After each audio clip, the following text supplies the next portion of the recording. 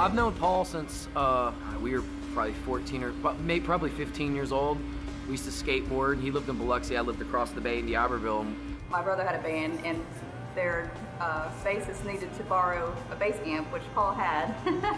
And I drove the truck to go pick up the bass amp because I was the only one who could drive at the time. My brother was 16, maybe he was 15, I don't know. But Paul saw me in the truck and decided to go watch the band practice. Yeah, we were in a band about the same time, about end of high school, right after, and then continued on for several years after that. We're not in an active band right now, but it's because of this. We've all been friends, you know, for well over 20 years. Not trying to give my age away. Where's that bass amp? That bass amp, unfortunately, is gone. It got flooded in Katrina. Yeah, I think. Yeah. So, yeah. Katrina killed it.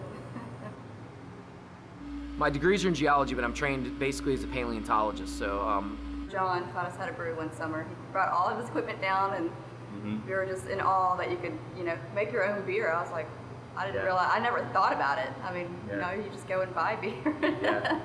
We were all beer drinkers, me and Paul and Wanda and our core group of friends. So I was like, hey, you know, I'm gonna bring some stuff down. We're gonna brew some beer. And they're like, all right, cool. So John came into play as far as brewing, and of course he's always been in one or all of the band, you know, any and all of the bands we've ever been in. So then they bought stuff. They started brewing, and we talked amongst ourselves and close friends about starting a brewery, and just started actually thinking seriously about it because it was right at the end of, you know, the whole economic downturn. Really hard to get a job.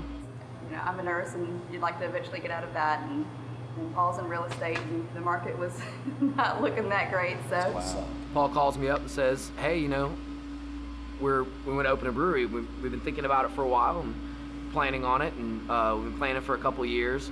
You want to come brew beer for us?" And I was like, "Well, yeah, of course I do." All right, first tours are starting up. If everybody could get topped off. Well, it's very good. It has definitely potential. It has good flavor.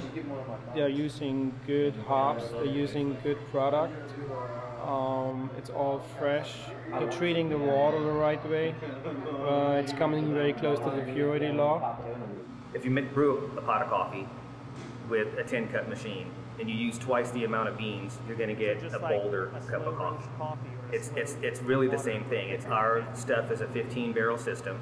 So we use probably 200 or 300 pounds more grain with the same amount of water. The grain to water ratio is higher on the grain side, which has to and does reflect on the profile of the beer. Not just raise the alcohol, it affects everything. It takes about 3 weeks from start to finish, grain to glass. Well, yeah, you can try them all. My buddy likes the mystery one. A lot of people like the mystery one. No matter what you do out there, if your product sucks, people are eventually going to stop buying it, and the wow factor is going to be over. And the beers that we have right now are they're just a starting point. You know, we're gonna always have new beers. If we haven't built ourselves on something a little bit more creative than the next guy, and going out and creating relationships and letting people understand who you are, hear your story, and let them get to know you, then, you know, that's an opportunity for failure if you don't put yourself out there and with all your heart. This is, again, this is the biggest challenge we've ever had. Inevitably, there's always this factor of it all just working out somehow. And I think it has to do with being proactive, having drive, waking up every morning and